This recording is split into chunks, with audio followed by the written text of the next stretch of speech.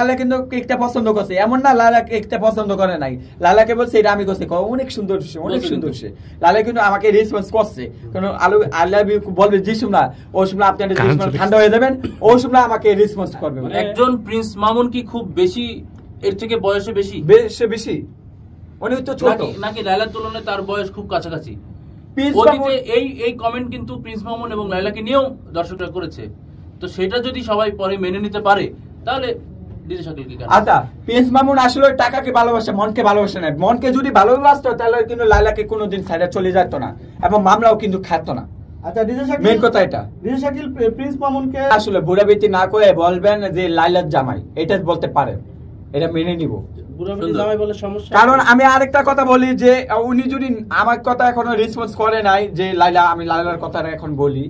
লালা জিসুমলা আপনারা ইন্টারভিউ নিছিলেন বারিন্দায়, কথাটা তো অবশ্যই আসবে। বারিন্দায় জিসুমলা আপনারা ইন্টারভিউটা নিছিলেন, ও সময় তো বলছিল কোন জামাই যান যায়।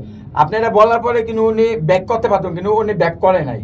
এক, দুই নাম্বার কথা হলো উনি কিন্তু এখানে আসা অদ্ভুত হয়ে গেছে, এখান থেকে উনি কিন্তু ব্যাক করতে পারতো, ব্যাক করে নাই। উনি আসা বসে, কারণ উনি আমাকে ভালোবাসে, উনি কিন্তু মিডিয়ার সামনে বলতে পারে নাই।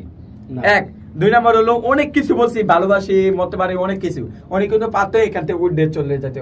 একটা লাইভ করছিলেন আপনারা, ওইটা আমি বলতেছি, আপনারা সুন্দরভাবে শুনেন। জিসুমলা উনি এখান থেকে চলে গেছে না, চলে যায় না, বসে আছে। কিন্তু অনেক কিছু বলছে আপনাদের সামনে, এখানে কিন্তু 70 থেকে 100 মিডিয়া ছিল, উনি পারতো এখান থেকে চলে যাইতে, তাই না? কিন্তু উনি কিন্তু চলে যায় নাই। তাহলে হিসাবে কোনটা আসে যে লাইলা আমাকে ভালোবাসে? দুই নাম্বার কথা আসি, দুই নাম্বার হলো কেকের কথা। আমরা যে কেকটা কাটলাম, কেকটা তো হাতে ধরছি, উনি কেন কেকটা কাটতে গেল? উনি তো চলে যাইতো, উনি কেন? আর উনি কেকটা কাটছি, কাটা পরে তো আমরা কাটছি, কাটা পরে ওনার মুখে দিছে, আমি কেন ওনার মুখে দিয়েছি? উনি খাইছে, আপনি বলেন উনি কেন খাইছে? তোমার খাওয়াটা নেই কেন? না ওইটা না, মনে করেন যে এটা মিডিয়ার সামনে না, আমি তো করবো, কারণ এই কথাটা বলছে, কারণ লাইলা আমাকে ভালোবাসে, লাইলা অবশ্যই আমাকে উনি মেসেজ করবে, কারণ যে সময় আপনারা ঠান্ডা হয়ে যাবেন, মিডিয়া যে সময় ভাইরাল থেকে ঠান্ডা হয়ে যাবো, ওই সময় উনি আমার সাথে যোগাযোগ করবো। নাহলে এত কিছু যেটা আমি বললাম এখন, এত কিছু এখন আপনারা প্রশ্ন করবেন যে একটাই, যে লাইলা কেন এখানে বসে আসলো, কেন কেকটা কাটছিল, আপনারা এখন এটা কোনো জবাব দিতে পারবেন না মিডিয়ারা, কারণ এর কোনো প্রশ্ন হবে না, কারণ এখানে আপনারা ফাঁসিয়ে গেছেন মিডিয়ারা। আর এখানে আপনারা কোনো কিছু বলতে পারেন, কারণ লাইলা এখানে ফাঁসা, কারণ লাইলাকে ফাঁসানো হয় নাই, লাইলা নিজেই ফাঁসে, যেন লাইলা আমাকে ভালোবাসে। লাইলা যে কেকটা ছিল, কেকটার গায়ে কি লেখা ছিল?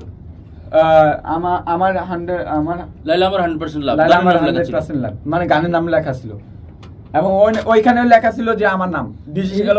এটা কিন্তু স্পেশাল অর্ডার দিয়ে ডিজে শাকিল স্পেশাল অর্ডার দিয়ে আনছে, অনেক রাত জেগে এই কেকটা তৈরি, সারা রাত আমি ওইখানে বসে আসছিলাম, মানে আগের দিন অর্ডার দেওয়ার জন্য এই দোকান বন্ধ হয়ে গিয়েছিল। পরে ডিজে শাকিল কিন্তু এই দোকানদারের ওখান থেকে ফোন নাম্বার নিয়ে তাকে বাসার থেকে রিকোয়েস্ট করে এই কেক, আমি আসলে 10 মিনিট পর ওনাকে ফোন দিলাম, ভাই কি খবর, কালকে একটা প্রোগ্রাম আছে, ভাই কি খবর।